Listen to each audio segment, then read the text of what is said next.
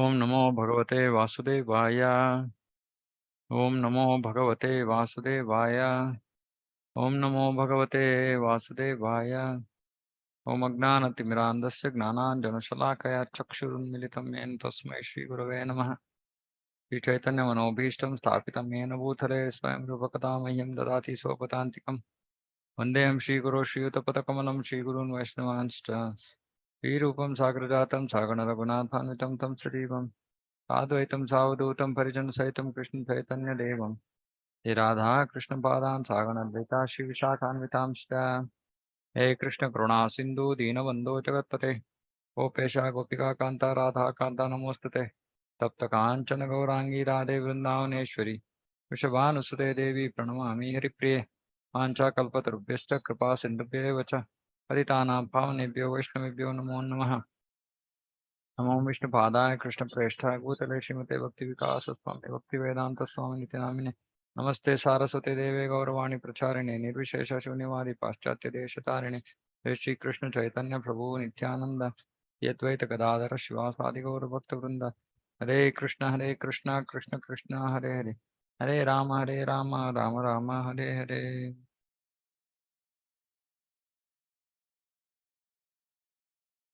हरे Krishna. Okay, श्लोक संख्या 64। हाँ, तो ये आखिरी भाग है इस स्थितप्रज्ञ का। जो गुण लक्षण है उसका विवरण में आखिरी लास्ट पार्ट है ये। तो अभी तक हमने दो अंशों के बारे में सुना है कि वो कैसे बैठता है, उसके उसका मतलब है, उसका वो कैसे बात करता है। और कैसे बैठता है, बैठा रहता है, उसका मतलब है कि वो अपनी इंद्रियों को कैसे वश में रखता है। अभी जब इंद्रिय भोग के वस्तुओं से वो संपर्क करता है तब वो क्या करता है, इसके बारे में अभी कृष्ण यहाँ बता रहे हैं। राग द्वेष विमुक्तेस्तु विषयान इंद्रियश्चरन् आत्मवश्यैर विधेय आत्मा प्रसादम अधिगच्छति। किंतु समस्त राग तथा द्वेष से मुक्त एवं अपनी इंद्रियों को संयम द्वारा वश में करने में समर्थ व्यक्ति भगवान की पूर्ण कृपा प्राप्त कर सकता है। प्रसादम अधिगच्छति, तो ये सबसे महत्वपूर्ण चीज है। तो यहाँ क्या बता रहे हैं कि जो व्यक्ति समस्त राग तथा द्वेष, तो राग तथा द्वेष का मतलब क्या है? राग तथा द्वेष, जो हम विषयों के बारे में हम राग राग का मतलब है आसक्ति या अटैचमेंट। राग अटैचमेंट, और द्वेष एक एक किसी वस्तु से हम अटैच हो सकते हैं, किसी वस्तु से द्वेष कर सकते हैं, तो अटैचमेंट को राग कहते हैं। और अगर हमको ये कुछ वस्तु अच्छा नहीं लग रहा है तो उसको द्वेष कहते हैं। तो यहाँ बोल रहे हैं कि समस्त राग तथा द्वेष से मुक्त, पूरा दिन सुबह से शाम तक हम किसी ना किसी वस्तु के प्रति राग व्यक्त करते हैं और किसी ना किसी वस्तु के प्रति या वस्तु या विषय या व्यक्ति के प्रति हम द्वेष प्रकट करते हैं। तो यहाँ बता रहे हैं कि जिसको भगवान की कृपा चाहिए वो इस राग और द्वेष से मुक्त हो जाता है। इसका मतलब है कि जो व्यक्ति इस स्तर पर पहुंचा है, भगवान का कृपा पाने का स्तर पर पहुंचा है, वो भौतिक स्तर पे नहीं है। क्योंकि हम भौतिक स्तर पे ही सही गलत का वो डिफरेंस हम देखते हैं। जब व्यक्ति आध्यात्मिक स्तर पे चला जाता है तो उसकी दृष्टिकोण में सब कुछ आध्यात्मिक स्तर पे रहता है। हाँ, तो ये बहुत हमको समझने के लिए बहुत मुश्किल चीज है ये। जैसे अगर कोई व्यक्ति चोरी कर रहा है, तो जो व्यक्ति उत्तम अधिकारी का स्तर बोलते हैं इसको, उत्तम अधिकारी का स्तर पे है, वो उसको देख के सोचता है ये तो जीव है, आत्मा है, लेकिन अपने पूर्व वो देख रहा है कि ये व्यक्ति अम, चोरी के द्वारा कृष्ण का सेवा कर रहा है। उसका मतलब है, तो एक वक्त व्यक्ति डायरेक्टली कृष्ण का सेवा कर रहा है, दूसरा व्यक्ति कृष्ण का भौतिक शक्ति का सेवा में लगा है। तो वो जो चोरी कर रहा है वो कृष्ण के भौतिक शक्ति के सेवा में लगा है। दुर्गा देवी का, इसका मतलब है कि ये भौतिक शक्ति उसका उसके ऊपर नियंत्रण कर रही है, और उसके नियंत्रण के वजह से वो चोरी कर रहा है, क्योंकि वो तीन गुणों के स्वाधीन है। हाँ, तो वो भी एक रूप का सेवा ही है। हाँ, तो वो देखता है हर व्यक्ति भौतिक जगत में, हर व्यक्ति भगवान का सेवा में ही लगा है। तो ये है, तो हमको समझ में नहीं आएगा ये चीज, ये बहुत उच्च स्तर का सोच है। लेकिन हमारे जीवन में हमको क्या करना है कि जब हम हमारे जीवन में हम देखते हैं, किसी वस्तु को देखते हैं, विषय व्यक्ति को देखते हैं, तो बोलते हैं ये सही है, गलत है। हाँ, तो ये एक स्तर पर ये ठीक है। जब हम धर्म के आंखों से देख रहे हैं, उस दृष्टिकोण से देख रहे हैं, तो सही गलत का हम डिफरेंस करना है हमें। हम्म, लेकिन ये व्यक्ति जो भगवान की पूर्ण कृपा प्राप्त करने का स्थिर स्तर पर आ गया है, वो इस भौतिक दृष्टिकोण से नहीं देखता है। तो अगर कोई उस व्यक्ति के साथ जोर करता है, या उसको अम, उसके ऊपर कुछ जुल्म करता है, तो वो ये गलत है ऐसे नहीं सोचता है। वो क्या सोचता है कि ये तो मेरा कर्म फल था, तो इसकी वजह से मैं इस विषय को भुगत रहा हूँ। इस व्यक्ति का कुछ गलत गलत ही नहीं है, व्यक्ति का गलती नहीं है ये तो मेरा कर्म फल है। तो वो उस व्यक्ति में कुछ गलत देखता ही नहीं है। हम्म और द्वेष करने का कुछ प्रश्न ही नहीं है, क्योंकि वो किसी व्यक्ति में कुछ गलत विषय देखता ही नहीं है।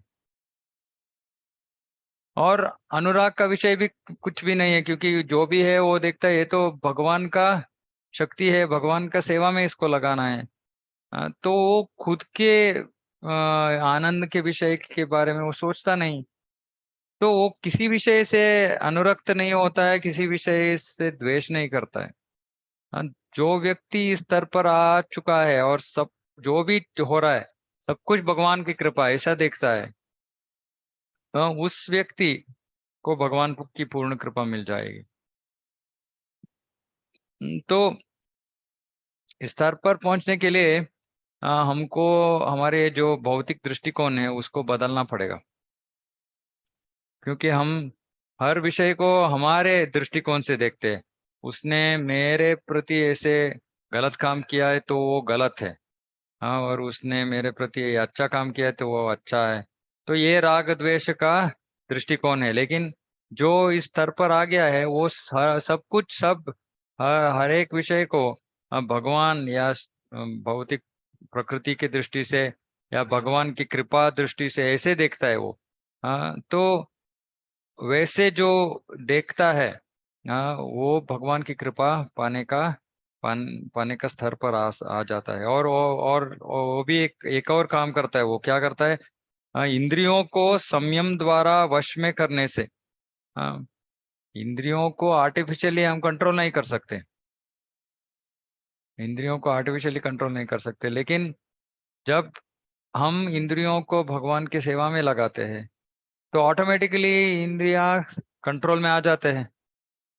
हाँ, नहीं तो जैसे विश्वामित्र, वो तो बड़े योगी थे, लेकिन किस मेनका के से वो फंस गए वहां। हम्म, तो इंद्रियों को संयम में रखने का एक ही मार्ग है, और वो है कृष्ण भक्ति। और जब ये व्यक्ति कृष्ण भक्ति में लगता है, वो अपने इंद्रियों को कृष्ण की सेवा में लगाता है, तब वो राग द्वेष से भी मुक्त हो जाता है। हाँ, जैसे मैंने वो कहा कि अगर कुछ उसके साथ कुछ गलत हो रहा है तो वो अपना कर्म फल के कारण ऐसे सोचता है। और अगर कुछ अच्छा हो रहा है तो वो सोचता है ये तो भगवान का कृपा है, नहीं तो मेरा कुछ योग्यता ही नहीं है कि मुझे ये, हाँ, मैं इसको पाने का कुछ योग्यता ही नहीं था, ये तो भगवान का कृपा है। तो वो किसी विषय में वो किसी विषय के ऊपर राग नहीं करता है या द्वेष भी नहीं करता है। हम्म। तो जस्ट इसके बारे में हमको एक थोड़ा समय सोचना पड़ेगा कि क्या स्थिति है ये।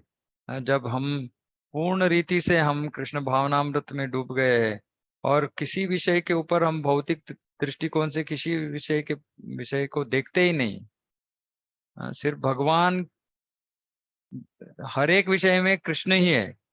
अच्छा भी कृष्ण ही है, बुरा भी कृष्ण ही है। बुरा क्यों कृष्ण है? क्योंकि मुझे और ज्यादा कठिनाई आना था, लेकिन भगवान की कृपा है कि वो इतना कम होके आ रहा है। तो ये भी कृष्ण कृष्ण के उपस्थिति का देखते हैं। वो हर एक परिस्थिति में वो कृष्ण का उपस्थिति देखता है, कृष्ण है वहाँ। हाँ। तो ऐसे जो उस स्तर पे आ गया है उसको तो भगवान का कृपा मिलना ही है। हम्म। और तो ये सब जो स्थित प्रज्ञ का श्लोक है, इसको पाने का सबसे आसान मार्ग है कृष्ण भक्ति। ज्ञान का मार्ग से भी व्यक्ति इस स्तर पर आ सकता है, लेकिन बहुत कठिन है, बहुत बहुत साल लगते हैं। लेकिन जो कृष्ण भक्ति में वो कृष्ण भक्ति में वो भक्ति कर रहा है, तो ये बहुत आसान हो जाता है उसको ये स्तर पाने के लिए। और एक ही, प्रभुपाद जी बोलते हैं कि एक ही जीवन में हम इस स्तर पर पहुंच सकते हैं और कृष्ण का जो कृपा है उस कृपा को हम पा सकते हैं। कृष्ण भगवान की पूर्ण कृपा प्राप्त कर सकता है। तो तात्पर्य क्या ये है कीर्ति कि आ जानी क्या? तात्पर्य ये है कि हमको भगवान की, कृष्ण के भक्ति में लगना है।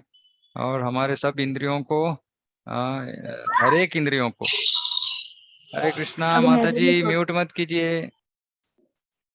हर एक इंद्रियों को भगवान की भक्ति में लगाना है। वही है सॉल्यूशन।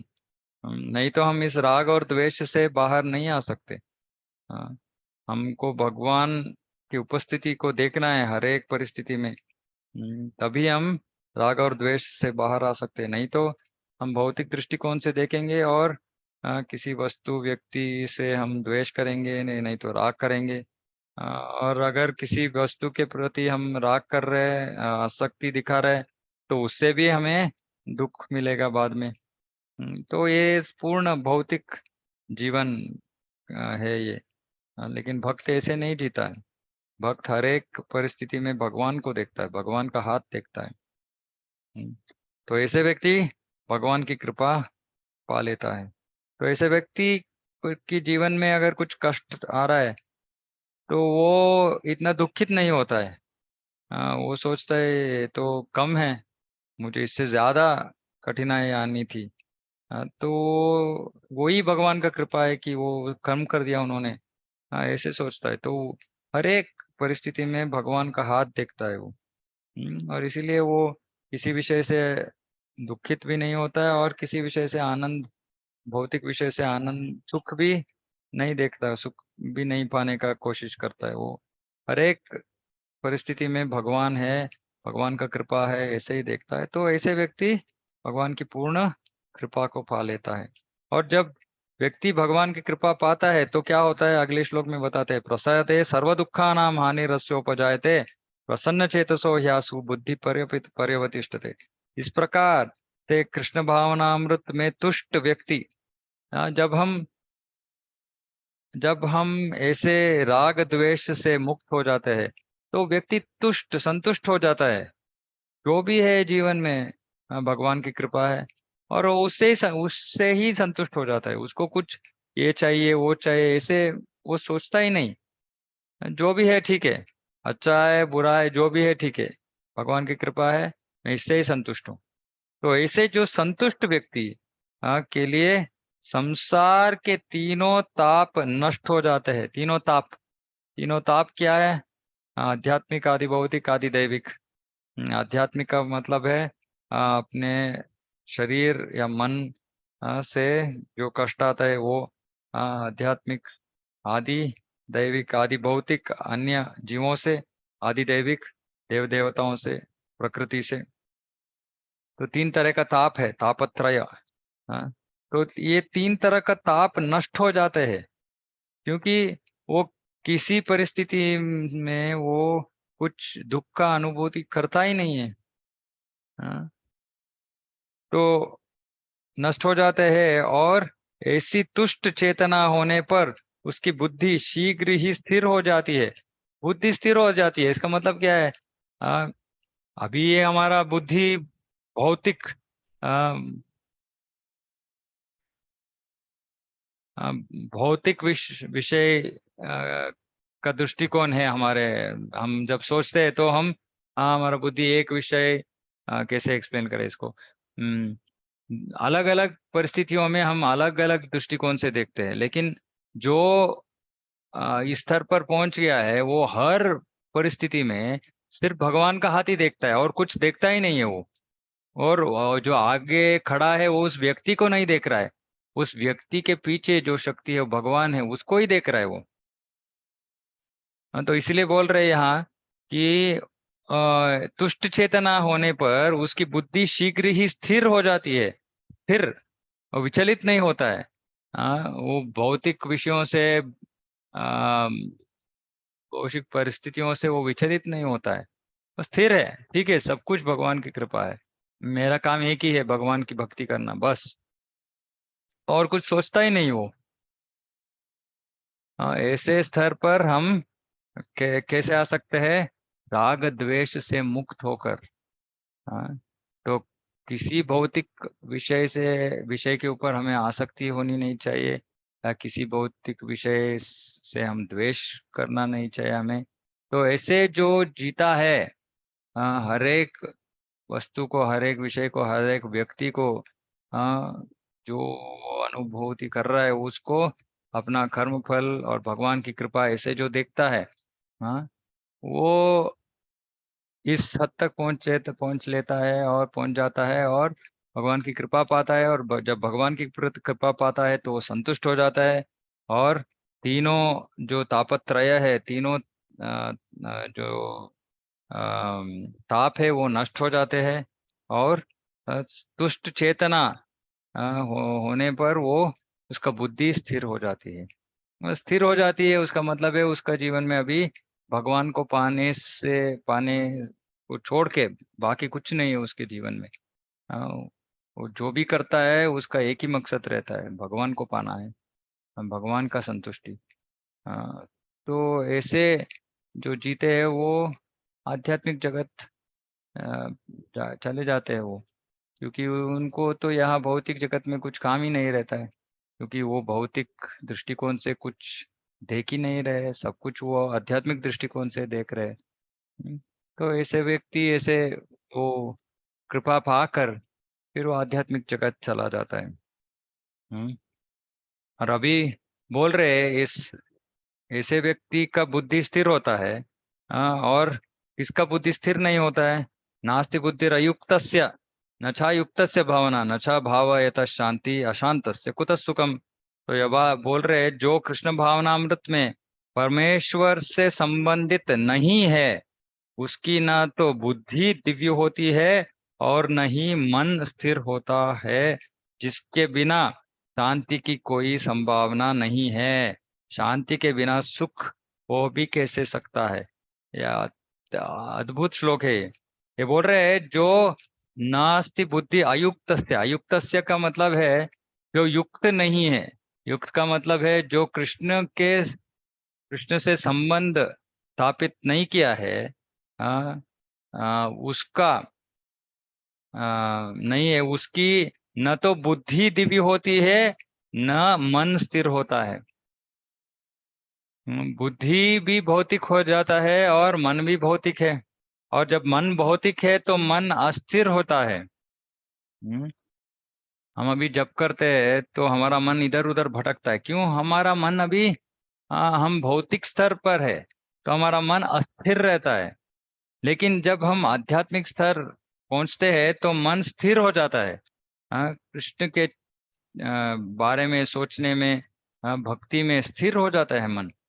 लेकिन जिसका जीवन में भगवान से कुछ संबंध ही नहीं है, भगवान उसका जीवन में है ही नहीं है, उसका मन कैसे स्थिर हो सकता है? मन स्थिर नहीं है, बुद्धि दिव्य नहीं होता है, होती है, और मन स्थिर नहीं होता है। बुद्धि कैसे स्थिर होती है? पिछले श्लोक ने बताया गया है हमें, कि वो जब द्वेष, राग और द्वेष से मुक्त होता है तो उसका बुद्धि स्थिर हो जाती है। तो बुद्धि स्थिर होती है, उसका मतलब है वो दिव्य होता है, हो जाती है, और मन स्थिर हो जाता है। हाँ। ये कौन हासिल कर सकता है? कृष्ण के साथ संबंध जताया है उसको, उसको ही, वो ही इसको पा सकता है। हाँ? और जिसका मन स्थिर नहीं है, जिसका बुद्धि दिव्य स्तर पर नहीं है, हाँ, ये इसके बिना तो शांति की कोई संभावना ही नहीं है। लोगों को इस भौतिक जगत में शांति चाहिए, लेकिन शांति पाने के लिए क्या चाहिए हमें?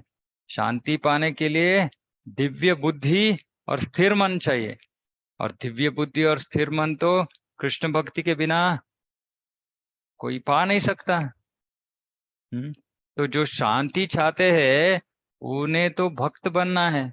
भक्त नहीं बनेंगे तो जीवन में भौतिक शांति मिल नहीं सकता है।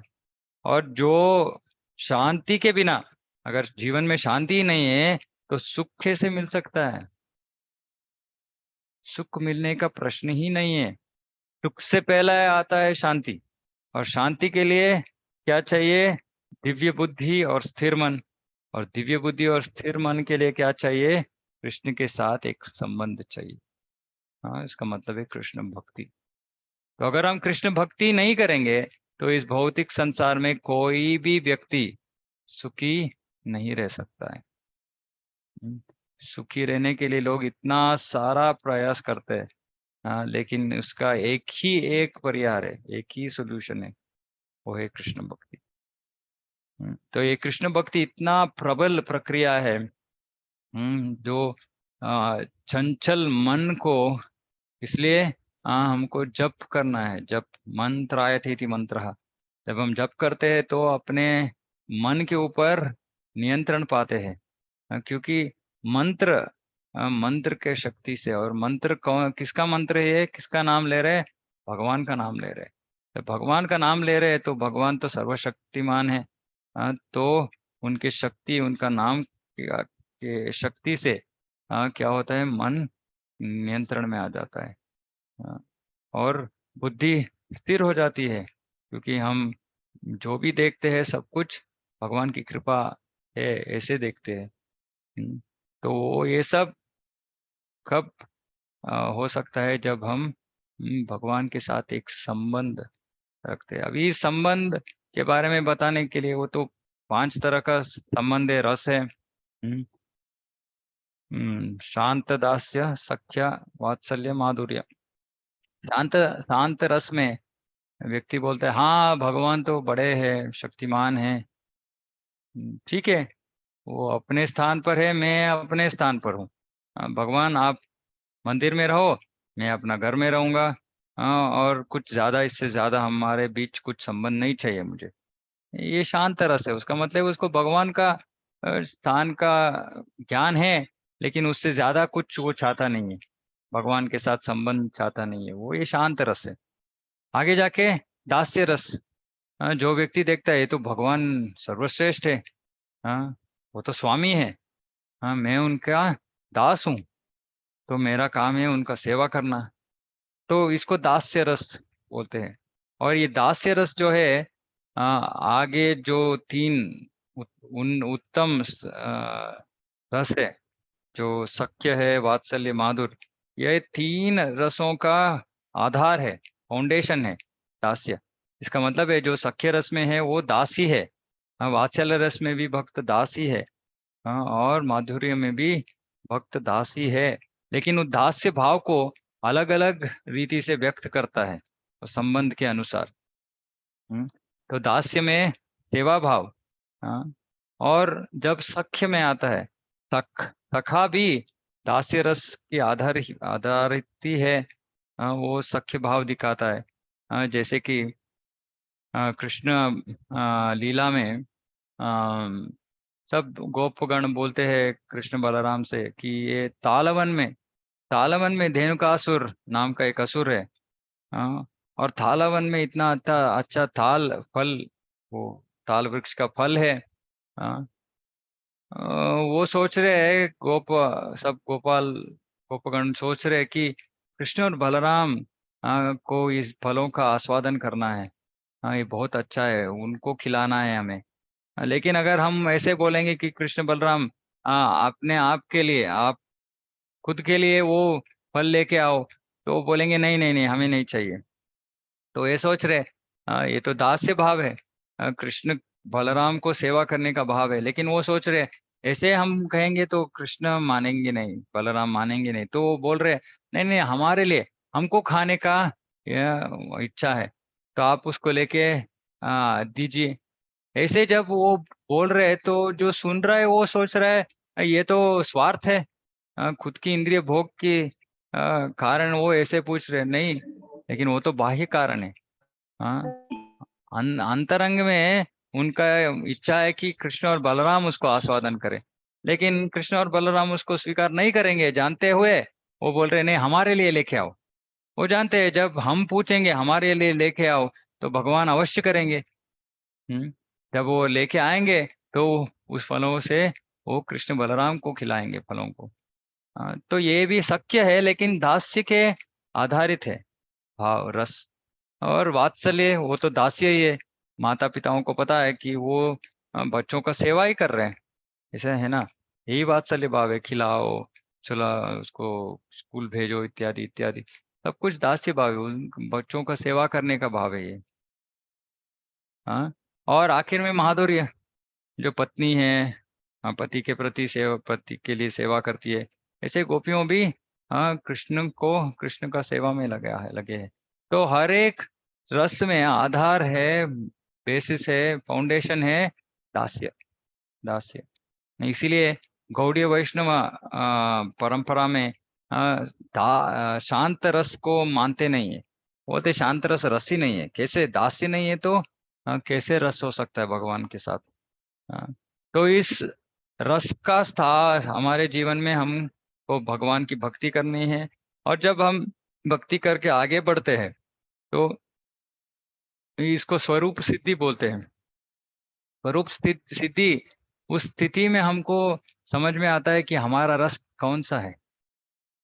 हाँ, दास्य है, सख्य है, वात्सल्य है, माधुर्य है, कौन सा है ये हमको बाद में पता चलता है। और उस रस को, उस शुद्ध भक्ति को जागृत करने के लिए हमें भगवान के संबंधित विषयों का श्रवण करना है। इसलिए हम श्रवण करने के ऊपर इतना हम जोर डालते हैं इस्कॉन में, क्योंकि वो श्रवण से ही हमको हमारा जो हम भूल गए वो संबंध याद आ जाएगा। हम्म, तो श्रवण अति मुख्य है। तो जो संबंध स्थापित करता है वो शांति पाता है, फिर सुख भी अनुभव करता है। तो सबका एक ही मार्ग है, सब हासिल करने के लिए एक ही मार्ग है, और वो है कृष्ण भक्ति। हम्म,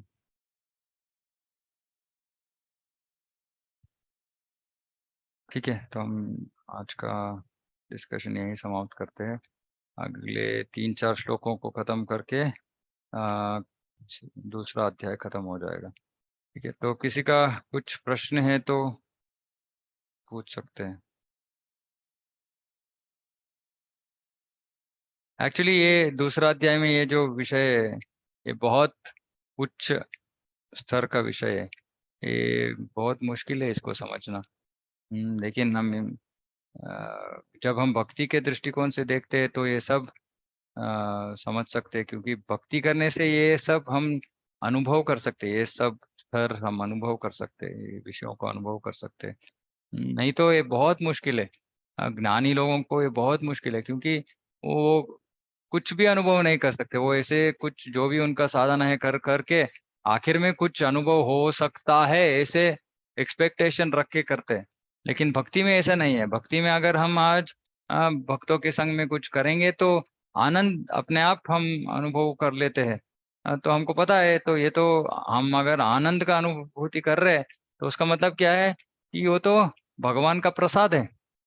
तो इस श्लोक को हम डायरेक्टली एक्सपीरियंस कर सकते हैं जब हम भक्तों के संग में भक्ति करते हैं और आनंद पाते हैं। क्योंकि यहाँ बोल रहे हैं आनंद कैसे पा सकते हैं हम, शांति, शांति कैसे पा सकते हैं, स्थिर मन और दिव्य बुद्धि वो कैसे पा सकते हैं, भगवान के साथ संबंध।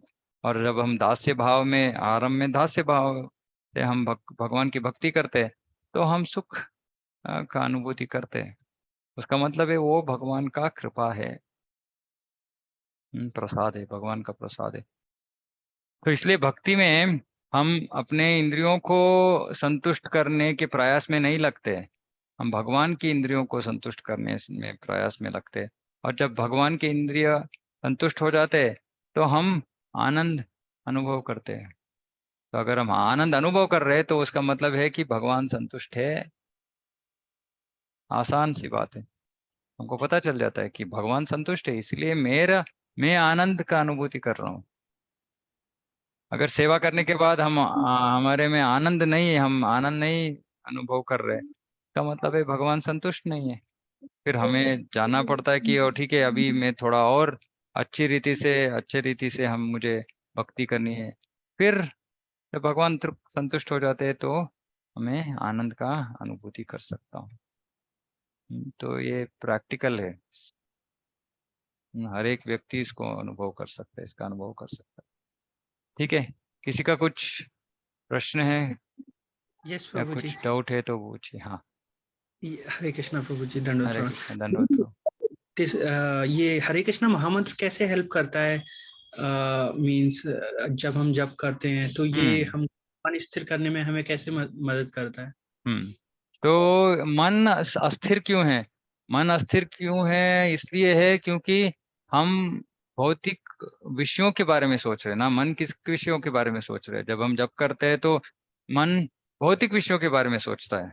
उसका मतलब है कि ये इसका कारण क्यों है, ये क्यों हम भौतिक विषयों के बारे में सोच रहे हैं? क्योंकि हम भौतिक विषयों से आकर्षित है।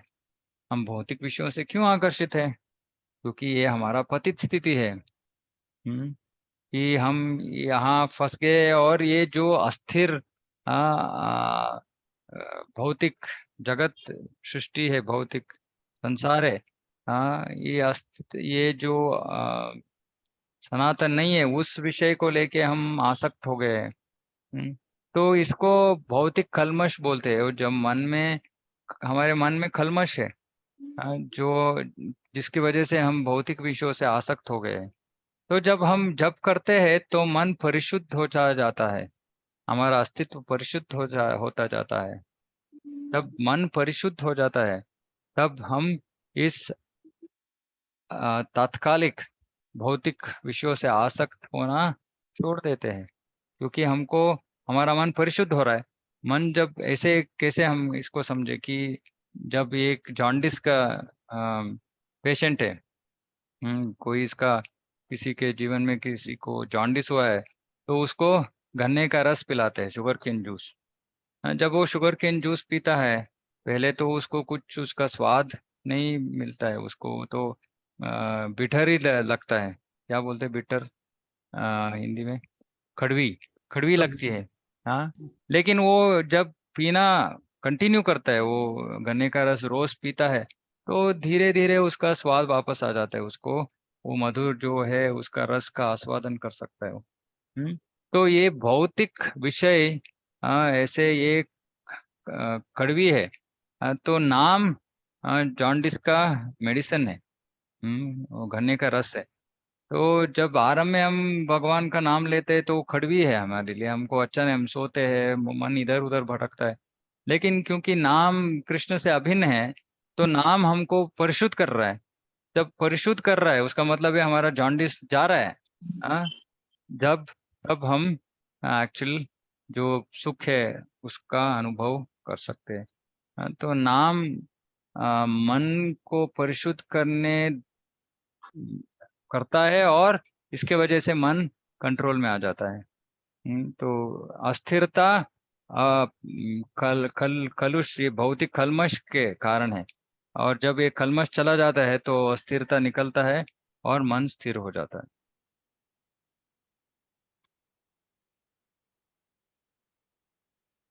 Kuldeep Prabhu. Yes Prabhu ji, thank you.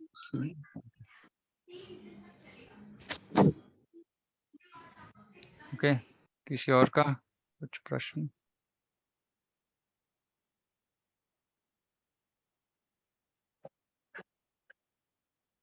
ठीक है, कोई कुछ और प्रश्न नहीं तो हम यही खत्म करेंगे। गुरुवार को मिलते हैं। वांछा कल्पतरुभ्यश्च कृपा सिन्धुभ्यश्च पतितानां पावनेभ्यो वैष्णवेभ्यो नमो नमः। अनंत कोटि वैष्णव की जय, जगत गुरु शिला प्रभुपाद की जय। हरे कृष्ण। हरे कृष्ण। हरे कृष्ण। कृष्ण प्रभु जी, दंडवत प्रणाम। हरे कृष्ण। हरे कृष्ण। हरे कृष्ण प्रभु। हरे कृष्ण। हरे कृष्ण। हरे कृष्ण प्रभु। हरे कृष्ण। हरे कृष्ण प्रभु जी। हरे कृष्ण प्रभु जी, दंडवत प्रणाम। हरे कृष्ण दंडवत। हरे कृष्ण।